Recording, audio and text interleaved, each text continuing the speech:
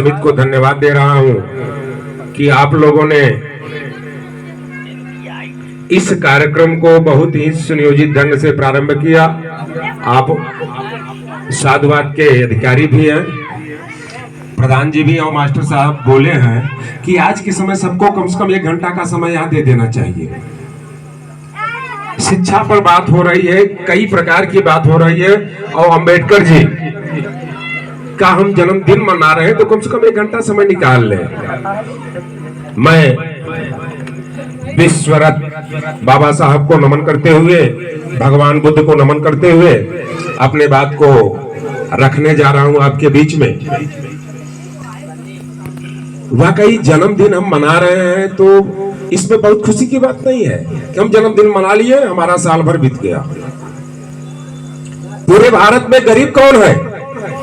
बाबा साहब बोले हैं कि गरीब वो है जो अशिक्षित है, गरीब वो है जो अशिक्षित है। तो काहे हम लोग गरीब बन रहे हैं? अभी प्रमुख जी ने बहुत अच्छी बात बोली कि चौराहे पर 10 लोग बैठ करके ताश भी खेल रहे हैं, अपने बच्चे को विद्यालय नहीं भेज रहे हैं। मैं एक अध्यापक होने के नाते यह कह रहा हूं कि जो बच्चा प्रतिदिन विद्यालय जा रहा है, सरकारी विद्यालय में जो बच्चा प्रतिदिन जा रहा है, वह पढ़ने में किसी से कमजोर नहीं है। बाबा साहब तो 21 वर्ष के उम्र में कई भाषाओं को, कई ग्रंथों को पढ़ लिए थे। 9 भाषाओं का 32 डिग्री बाबा साहब के पास है। पहले व्यक्ति हमारे भारत के हैं जो विदेश में जाकर के पीएचडी की डिग्री हासिल किए थे। तालियां भाई, तालियां। सोचने वाली बात है, हमें आपको सरकार द्वारा भी इतनी बड़ी सुविधा मिल रही है, विद्यालय में इतनी बड़ी सुविधा मिल रही है, आप अपने बच्चों को विद्यालय नहीं भेज रहे हैं। अरे बाबा साहब के पथ पर तो चलिए, बाबा साहब के पथ पर चलिए। सोचिए कि जिस व्यक्ति को कक्षा में बैठने नहीं दिया जाता था, सोचिए आप लोग, हंसने की बात नहीं है कि हम जन्मदिन मना लिए तो हम बाबा साहब के भक्त हो गए, कुछ नहीं है। आप एक भी इनकी बात मान लीजिए, आपका जिंदगी सुधर जाएगी। एक भी बात। पहली बात कि गरीब कौन है? आप लोग क्यों गरीब बने हुए हैं? गरीब इसलिए है कि आप अशिक्षित हैं। शिक्षा पर केवल एक ही ऐसा मंत्र है या आपके विकास का रास्ता है तो केवल शिक्षा है। सर्व समाज के लिए, नारी शक्ति के लिए लड़े। हम लोग क्यों पूछ रहे हैं? क्योंकि ये महान है। 14 अप्रैल कितनी खुशी की बात है। अभी खमरिया में इतनी लंबी जुलूस निकली थी। मैं प्रसन्न नहीं होता है, इतना जुलूस निकाल लीजिए, कोई बात नहीं है। क्या फायदा जुलूस निकालने से? आप इनके पथ पर चलिए, तो जुलूस निकालिए तो हमें बहुत आनंद मिलेगा। इतने बच्चे हैं यहाँ पर, आप लोग खुद से ध्यान दीजिए कि आपका बच्चा कितने दिन स्कूल जा रहा है। ध्यान दीजिए, सबको चाहिए कि जाइए बेटा, वहां पर बाबा साहब अम्बेडकर का जन्मदिन मना रहे हैं, आप लोग बैठिए, वहां कुछ लोग आएंगे तो आपके बारे में और बाबा साहब के बारे में बताएंगे। तो बाबा साहब पूजनीय कैसे हुए? सरल हो गए।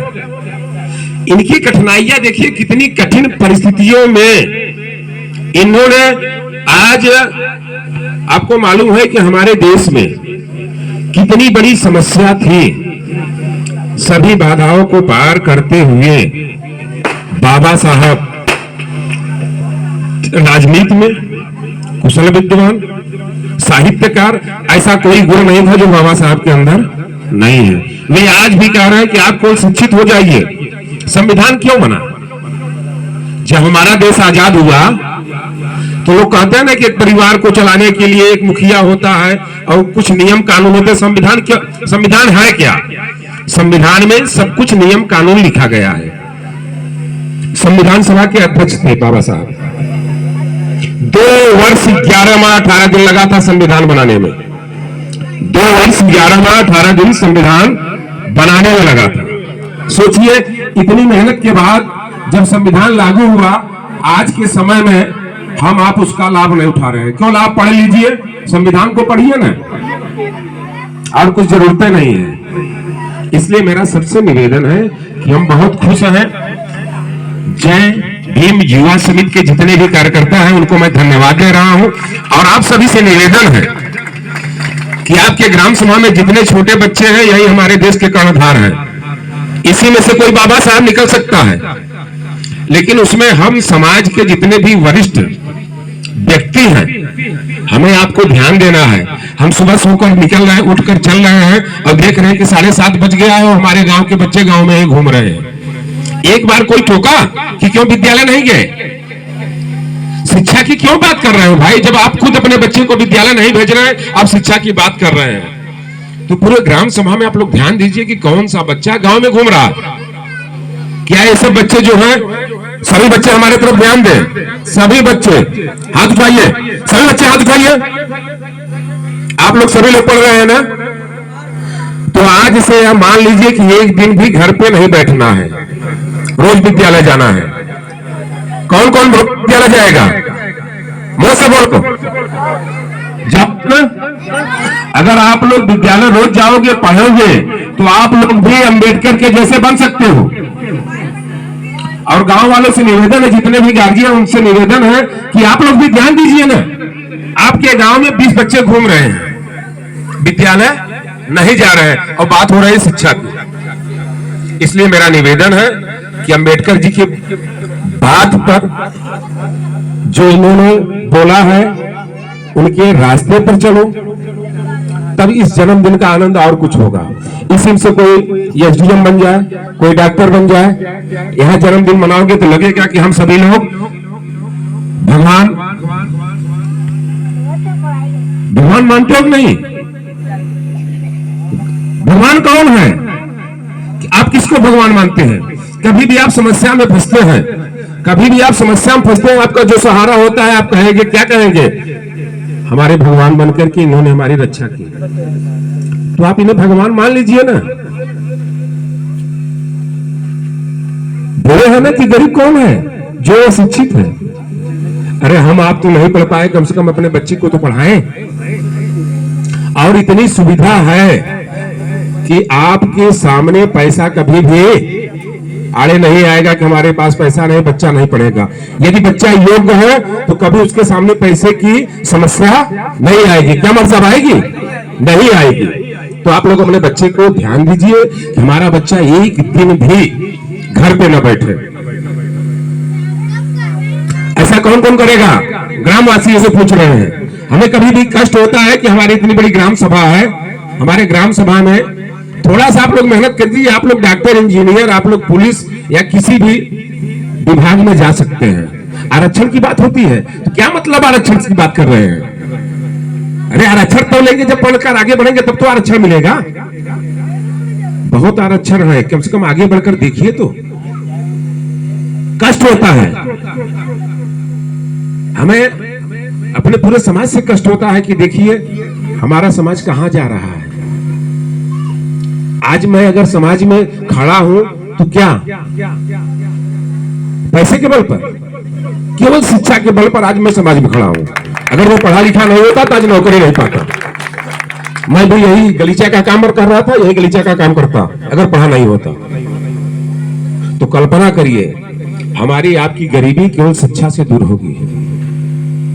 बाबा साहब ने कह दिया है कि गरीब वही है जो अशिक्षित है। तो काहे हम लोग गरीब बने हैं? जन्मदिन खूब मनाइए, इसी में से आप लोग थोड़ा सा मेहनत कीजिए, आपके गांव से डॉक्टर, इंजीनियर सब पैदा हो जाएंगे। लेकिन उसके लिए सभी गार्जियन को ध्यान देना होगा। कटाई चालू हो गया गेहूं का, गेहूं कटाई चालू हो गया। बउआ स्कूल मत जाए, ओके डॉक्टर बनोगे। 21 वर्ष की उम्र में कई ग्रंथ का ज्ञान कर लिए का फ्री में ज्ञान हो गया था बाबा साहब को। हमारे देश के पहली व्यक्ति है जो विदेश में जाकर के पीएचडी किए थे, मामूली बात नहीं है। आप लोग अगर देखिए गवर्नमेंट भी बहुत सुविधा दे रही है। यदि आप योग्य हैं तो आपको पूरा फीस इंटर तक मिल रहा है कि नहीं मिल रहा है? मिल रहा है ना। आपको सरकार और लाभ दे रही है। सुमंगला चल रहा है, सुमंगला योजना हमारे साथ चल रहा है ना, है ना? तो बताइए सरकार बहुत कुछ दे रही है, हम आप ले नहीं रहे हैं। उसको लीजिए, तभी ले पाएंगे जब आपका लड़का शिक्षित होगा। मैं बहुत ज्यादा समय ले लिया शायद, लेकिन फिर भी सबसे निवेदन करूंगा, हमारा आपका विकास केवल शिक्षा से ही है। आप लोग मेहनत से पढ़िए। जय हिंद, जय भारत। और पूरा युवा समिति को मैं बहुत बहुत धन्यवाद देता हूं कि आप लोगों ने ऐसा कार्यक्रम का आयोजन किया।